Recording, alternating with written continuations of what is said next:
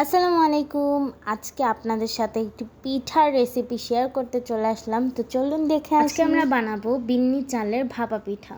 পিঠা বানাতে আমাদের সর্বপ্রথমেই লাগবে বিন্নি চালের গুঁড়ো।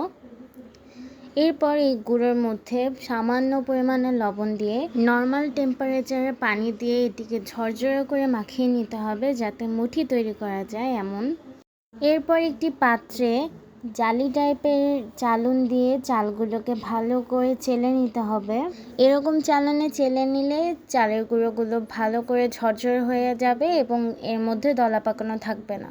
সব উপকরণ মেশানো শেষে এবার রান্না করার পালা। তো চলুন স্টেপগুলো দেখে আসি। প্রথমে একটি পাতিলায় পানি বসিয়ে এর ঢাকনা দিয়ে আটা গুলানো দিয়ে ভালো করে সাইডগুলোকে লাগিয়ে রাখতে হবে যাতে বাতাস বের না হয়ে যায়। এরপর একটি বাটিতে সামান্য চালের গুঁড়ো, গুড়, নারকেল এবং আবারও চালের গুঁড়ো দিয়ে ঢেকে দিয়ে একটি কাপড়ের মধ্যে ঢেলে দিয়ে সিদ্ধ করে নিতে হবে। এরপর একটি ঢাকনা দিয়ে ঢেকে দিতে হবে কিছুক্ষণের জন্য।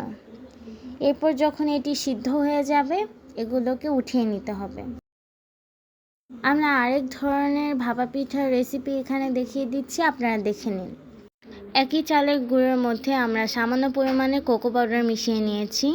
এরপর চালের গুঁড়ো দেওয়ার পর এর মধ্যে কিছু গুড়, নারকেল এবং আবারও সেই চালের গুঁড়ো দিয়ে ঢেকে দিয়ে ভাপে দিয়ে দিব।